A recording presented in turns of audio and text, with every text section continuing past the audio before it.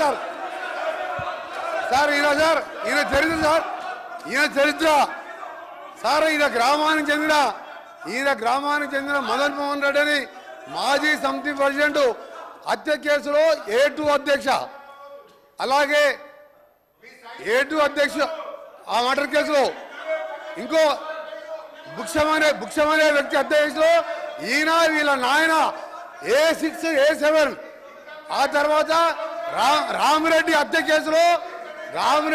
కేసులో A3గా ఉండి తడిపారు చేసిన మా జిల్లాకి వెళ్ళి 1 సంవత్సరం పాటు బహిష్కరించాడు. పోతూ ఈ మర్డర్లు చేసి దోసపాటి గోపాల్ ఇదే అసెంబ్లీలో ఎక్స్ఎమ్మెల్యేగా ఉండే ఆ పెట్రోల్ బంకులో 1,80,000 రూపాయలు దొంగతనం చేస్తే ఆ కేసులో ముద్దాయి అధ్యక్ష.